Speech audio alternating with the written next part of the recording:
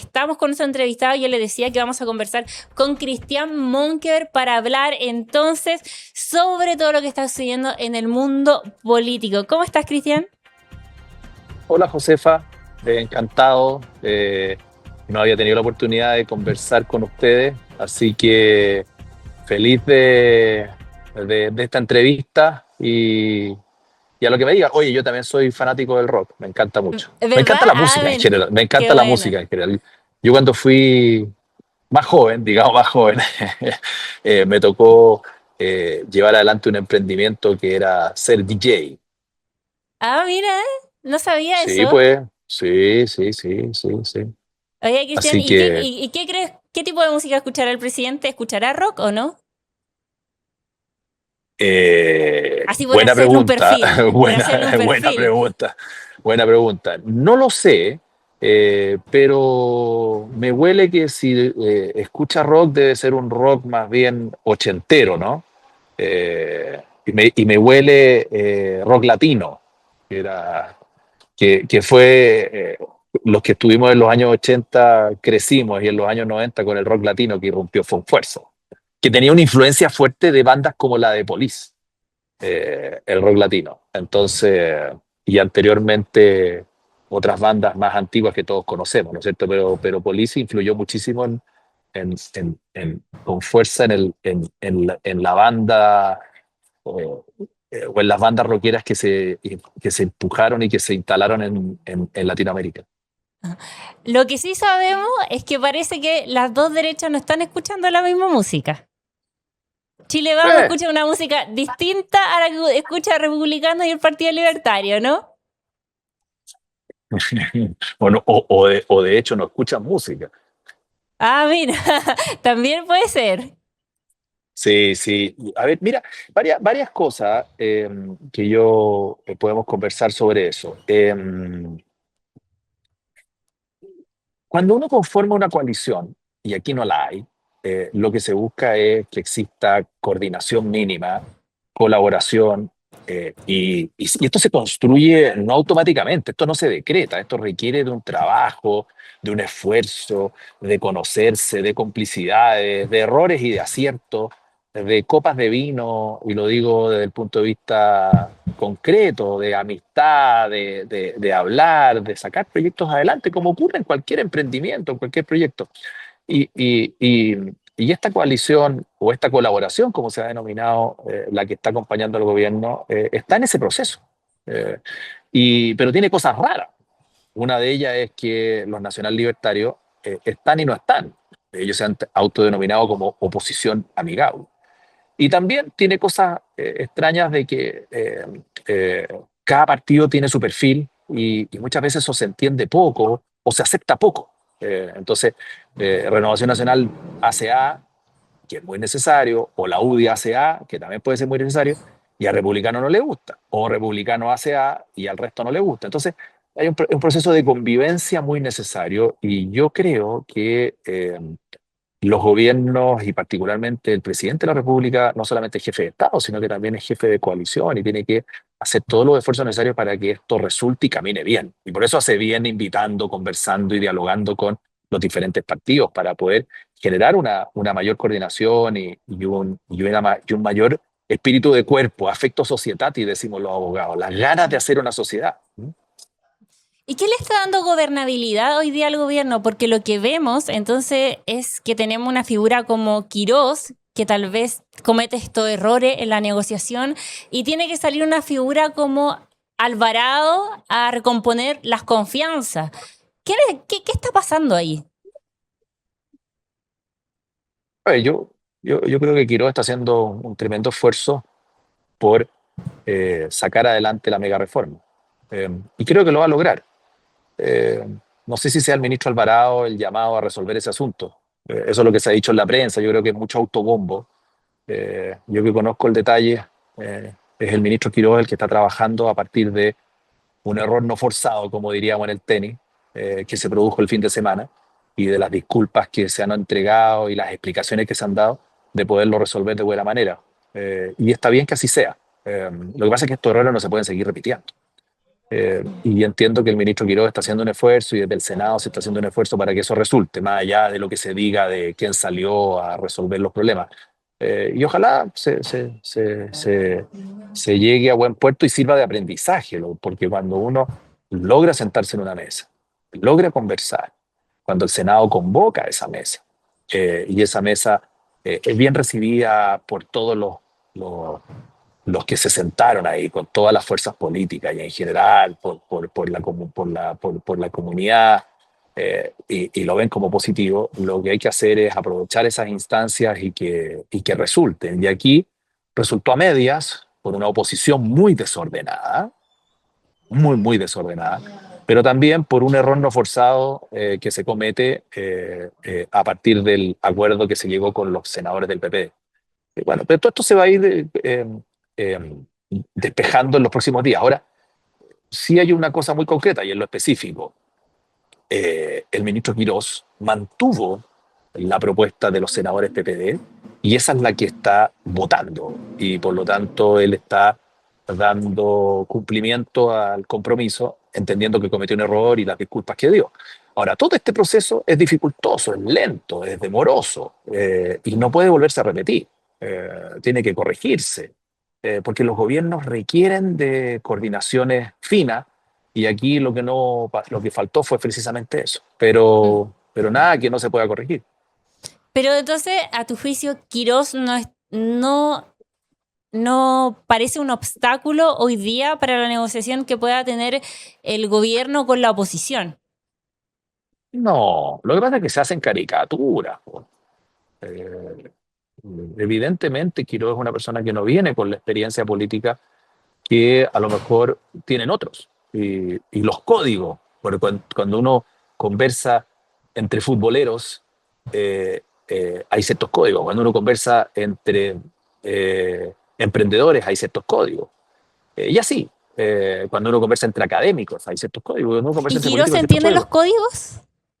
códigos? Claramente no venía con esa formación y esa preparación. Pero eso no lo inhabilita, eso quiero decir. Y yo creo que está en un proceso también rápido de aprendizaje que hace que pueda ser una persona que siga construyendo y siga conversando. Yo lo he visto desde su paso por el proyecto en el Senado, con ánimo de que las cosas caminen y caminen bien. Se cometió un error, sí. Pidió disculpas, sí. Corrigió el error, sí. Mantuvo la propuesta de los senadores PPD sobre la mesa, sí. Entonces, ese tipo de cosas se deben despejar y no seguir cometiendo errores en esa línea. Desde el sector de republicanos eran muy duros con el gobierno de Gabriel Boric y decir justamente porque estaban aprendiendo, gobierno de practicante. Entonces uno podría decir lo mismo, hacer una crítica parecida con Quirós. O sea, Está aprendiendo. lógicamente lo que tú señalas es muy cierto, ¿no?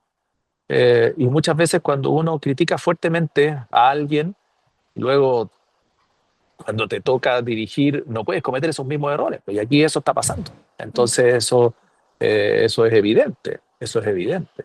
Como también, no nos olvidemos que este problema es minúsculo al lado el desorden generalizado que hay en la oposición. Y eso también es de preocupación. Es un desorden muy fuerte, muy generalizado. Y por mucho que yo tenga un Quirós o a un Alvarado o a un García o a quien sea disponible a conversar, si no hay una oposición disponible a conversar, porque ni siquiera están disponibles a conversar, más allá de sentarse en una mesa, se hace muy difícil. Entonces también la oposición tiene que hacer un esfuerzo importante. ¿Sabes? Lo que pasa es que a la oposición le está ocurriendo algo que es muy complejo, que están capturados en su propia trampa. En el ánimo de mantener una unidad, no avanzan y se bloquean unos a otros. Y el que conversa le hacen un bullying gigante. Y el que intenta llegar a un acuerdo le hacen un bullying gigante. Eh, entonces, si yo voy a tener unidad, la unidad no puede ser simplemente la unidad por la unidad. Tiene que tener un objetivo. Y por lo tanto, si no existe ese objetivo, bueno, los partidos de oposición están liberados para poder dialogar y conversar con el gobierno. Te pongo un ejemplo, Renovación Nacional, que lo conozco mucho, y la UDI, avanzaron en un acuerdo de reforma de pensiones con el gobierno del presidente Boric y se les criticó, pero había una decisión. Hoy día, en la actual oposición de izquierda, están tan capturados por esta falsa unidad que se bloquean unos a otros y ninguno avanza. Y lo que espera la ciudadanía de un partido de oposición precisamente es ser fiscalizador, es ser opositor, pero también que sea capaz de sentarse a conversar y acordar ciertos aspectos. Y yo creo que ahí está muy al debe. Cristian, te quiero preguntar sobre el ejercicio del poder del presidente Kast. Tú estuviste en la administración de Sebastián Piñera y él tenía la idea de construir mayoría amplia, privilegiando los acuerdos.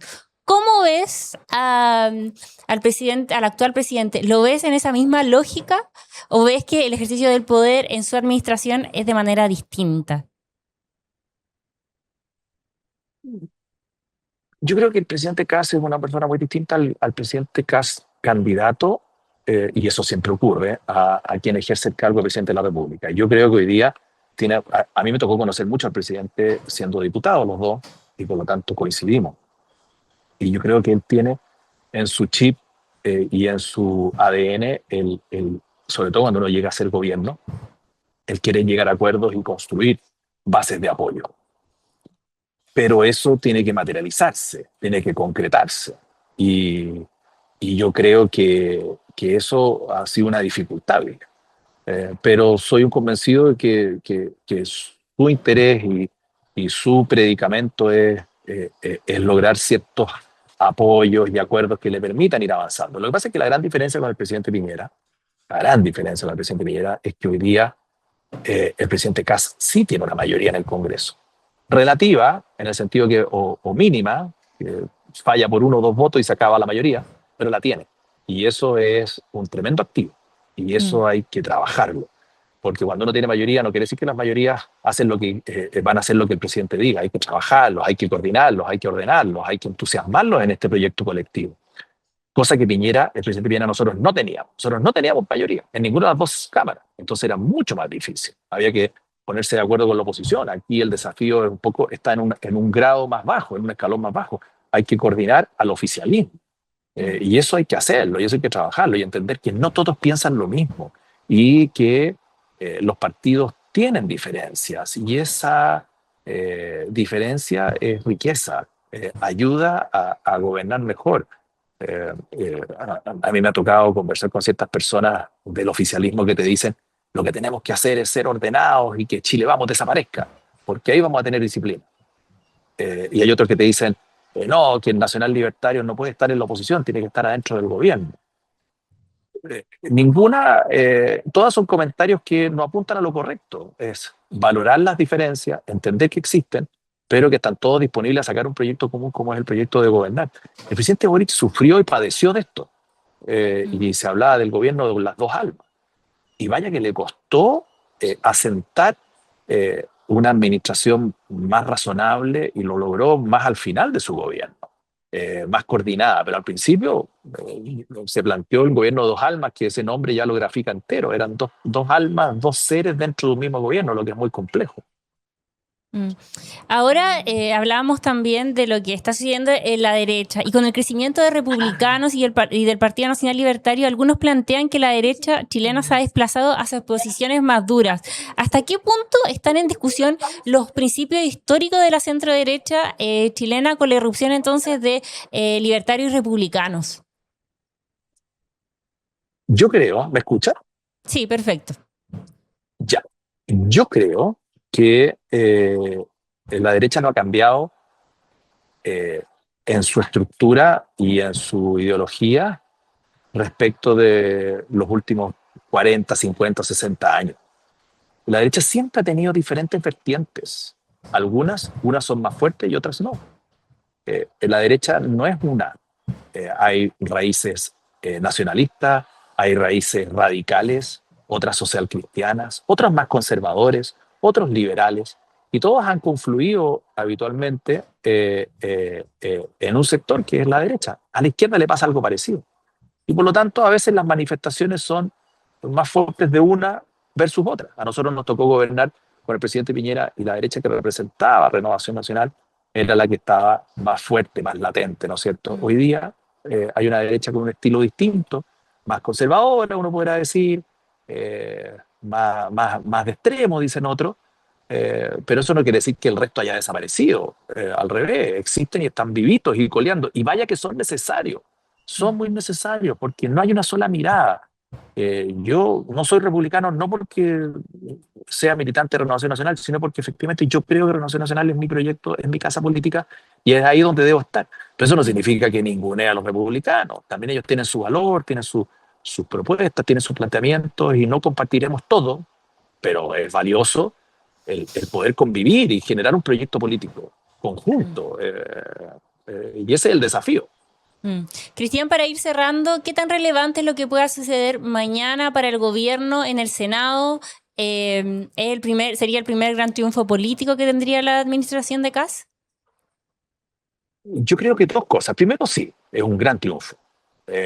Y segundo, yo creo, Josefina, que hay que ir dando paso a, a, un, a ir cerrando esta idea de gobierno de emergencia, porque yo no puedo estar en emergencia toda mi vida, es agotador, ¿no es cierto? Las emergencias son por hechos puntuales y por lo tanto, eso no quiere decir que hay que estar preocupados de los temas de seguridad y de crecimiento y empleo, que son los que motivaron, y junto con ello migración, que son los que motivaron los ejes del gobierno. Hay que seguirlos impulsando, pero hay que empezar a construir, a mi juicio, yo creo que es el minuto, un gobierno que transite desde la emergencia a un proyecto más político, a un proyecto que, valga la redundancia, se proyecta en el tiempo, que construya vasos comunicantes entre los partidos y no simplemente que uno esté ahí porque está colaborando con el gobierno.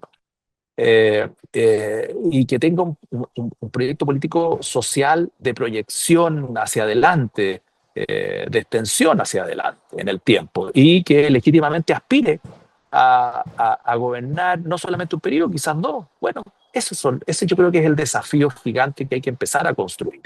Eh, ir dando paso a un gobierno ya no de emergencia, sino asentado, de proyección, con un proyecto político y social fuerte, y que se le explique a la ciudadanía que no solamente estoy aquí para resolver los temas de seguridad y de crecimiento, que son muy necesarios, sino que también para atender otras necesidades y que mejoren la calidad de vida de cada una de las personas.